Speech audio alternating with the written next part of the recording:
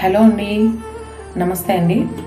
మా channel Karthikeya real స్టోరీస్లో ఆలు మగలు అనే ఒక సీరియల్ స్టోరీ డైలీ ఒక్కొక్క ఎపిసోడ్ లాగా అప్లోడ్ అవుతున్నాయండి.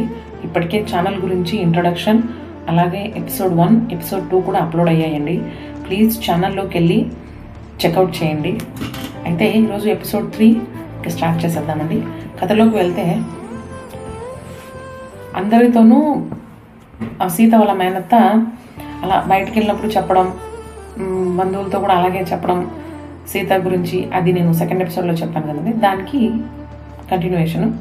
అందరూ బంధువులతో సహా అందరూ సీతనే తప్పు పట్టడం, కానీ ఇంట్లో అందరికంటే కూడా ఎక్కువ పని చేసేది సీతనే. అమ్మకి మరో కొడుకులాగా పనిచేస్తుంది.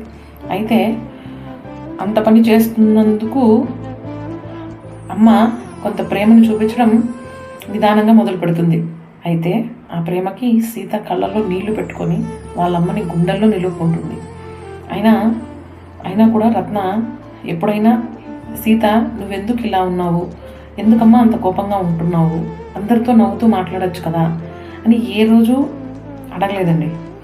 చిన్నపిల్లలకి ఎప్పుడైనా వాళ్ళు డల్గా ఉన్నా, వాళ్ళు ఏదన్నా ఇబ్బందిగా పడుతున్నా, నవ్వుతూ లేకపోయినా పేరెంట్స్ అడుగుంటే సీతకి బాధ వచ్చేది కాదేమో, తను ఆ రోజే చెప్పుండేదేమో అని అమ్మ ఆ రోజు అనుకోలేదండి.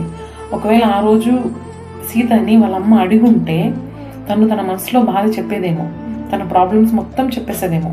కానీ సీత అమ్మ అడగలేదు ఆ రోజు. కానీ 2-3 సార్లు సీత చెప్పడానికి ప్రయత్నించినా కూడా అమ్మ పెద్దగా పట్టించుకోలేదు. అయితే సీత అనుకుంటుంది, నేను ఏ తప్పు చేయడం లేదు, ఎవరి దగ్గర తప్పుగా మాట్లాడట్లేదు, ఎవరి దగ్గర డబ్బు కూడా తీసుకోవట్లేదు, మరి నేను ఎందుకు తలదించుకొని బతకాలి అని ఒక డిసైడ్ అవుతుందన్నమాట. చిన్న వయసులోనే అలా అనుకుంటుంది. సో అప్పటి నుంచి అందరూ మళ్ళీ ప్రమీని మంచి అమ్మాయి, సీత పొగరు, సీతకి యాటిట్యూడ్, అలా దానికి అంత ఇది కామన్ డైలాగే అనమాట. ఈ మాట ఆ నోట ఈ నోట పడి నాన్న చెవి దాకా వెళ్తుంది. అప్పుడు నాన్న, చూడు రత్న, అందరూ సీతని ఇలా అనుకుంటున్నారు కదా, నాకు ముందే తెలుసు, ప్రమీని చూసి నేర్చుకోమని చెప్పు సీతని, నా పెద్ద బిడ్డ ఎప్పుడైనా నా పెద్ద బిడ్డని అని నాన్న చెప్పడం. అప్పుడు కూడా సీత నాన్న దగ్గర ఏమీ మాట్లాడకుండా ఉండడం. కొన్ని రోజుల తర్వాత బాధపడుతూ నాన్నతో కూడా మాటలు మాట్లాడడం ఆపేస్తుంది సీత. ఎన్ని చేసినా, ఎంత చెప్పినా వారు వినిపించుకోలేదు. అలాగే నువ్వెందుకు అలా ఉన్నావు అని సీతనే అడగనూ లేదు. అయితే ఇలా ఉండగా పెద్ద కూతురైన ప్రమీ పుష్పవతి అవుతుంది ఆ ఇంట్లో వాళ్ళు చాలా సంతోషపడతారు. సీత కూడా చాలా సంతోషంగా ఉంటుంది. అక్కకి గ్రాండ్గా ఫంక్షన్ అరేంజ్ చేస్తారు ఇంట్లో వాళ్ళు. ఫంక్షన్లో పనంతా సీతని దగ్గరుండి చేసి అమ్మకి బాగా హెల్ప్ చేస్తుంది. అమ్మ దానికి సీతని మెచ్చుకొని, సీత లేకపోతే ఫంక్షన్ చాలా కష్టమయ్యేది, నా చిన్న బిడ్డ చాలా హెల్ప్ చేసింది నాకు అని అందరి దగ్గర చెబుతూ 50 రూపాయలు ఇచ్చి కౌగిలించుకుంటుంది. రత్న సీత ఆ ఒక్క మాటకి సీత పొంగిపోతుంది. అమ్మ అంటే ఫస్ట్ టైం తన గుండెల్లో నిలుపుకుంటుంది సీత. ప్రాణం కంటే ఎక్కువగా అమ్మని ప్రేమగా దగ్గర తీసుకునేసరికి సీత బోరును ఏడ్చేసి అమ్మని గట్టిగా పట్టుకొని చాలా సంతోషపడుతుంది సీత. అయితే సీతకి సంగీతం అంటే కొంచెం ఇష్టమే. ఎందుకంటే చిన్నప్పటి నుంచి వాళ్ళ ఇంట్లో టేప్ రికార్డర్ ఉంటుంది.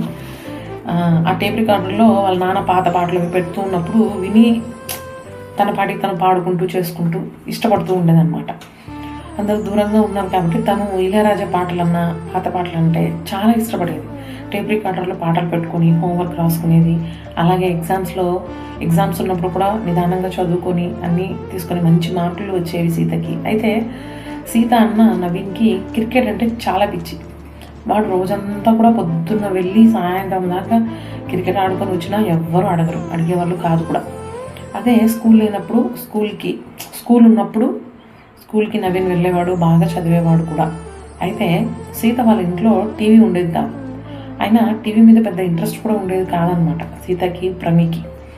అయితే ఒకరోజు అన్న నవీన్ ఎదురింట్లో టీవీ ఉంటే టీవీలో క్రికెట్ చూడడానికని, క్రికెట్ మ్యాచ్ వస్తుంటే క్రికెట్ మ్యాచ్ చూడటానికని వెళ్తాడు.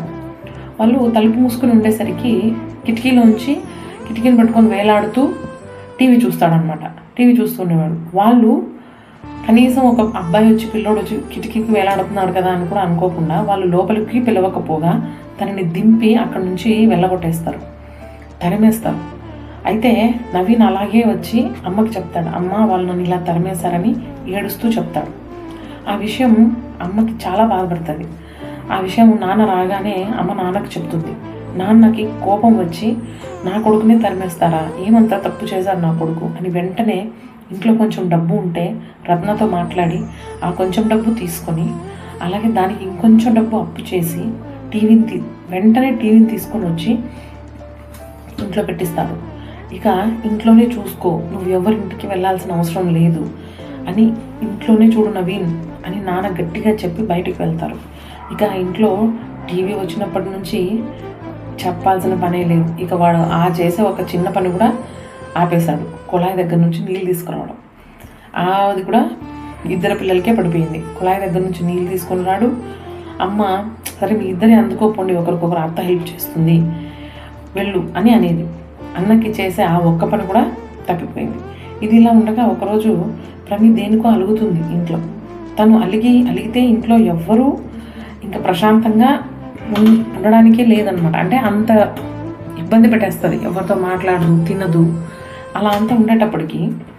అయితే అమ్మ కోపం వస్తుంది ఒకరోజు, ఇంకొకసారి ఇలా అలిగావంటే నేను ఒప్పుకోను ప్రమి, ఇలా అలగడం పద్ధతి కాదు, ఇంటి పెద్ద బిడ్డవి నువ్వు, అలా చేయకూడదు అని చాలా మంచి మాటలు చెప్తుంది. వినదు. సీత పక్కలోనే ఉంటుంది. నీ అలగడము నువ్వు చాలా పరాకాష్ఠకు చేరిపోతుంది, ఇలా అంతా చేస్తే ఒప్పుకోను అని తిట్టినా కూడా నాన్న వచ్చే వరకు నేను రాను, నేను అన్నం తిను అని చెప్పడంతో ఇంత చెప్పినా ఇంత చేసినా నువ్వు ఇలాగే చేస్తావా అని అమ్మకి కోపం మరింత పెరిగిపోయి ప్రమిని గట్టిగా కొట్టి తోసేస్తుంది.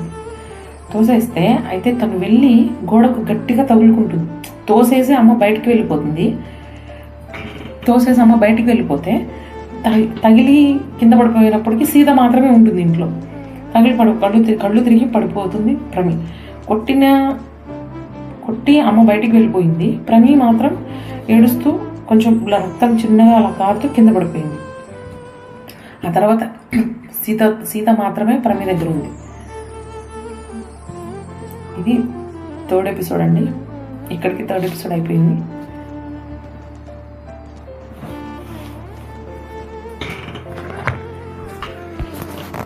ఇక్కడికి 3rd ఎపిసోడ్ అయిపోయిందండి. Wait for the next episode అండి. ఇంతవరకు విన్నందుకు థ్యాంక్ యూ సో మచ్ అండి. Signing off your Kusum.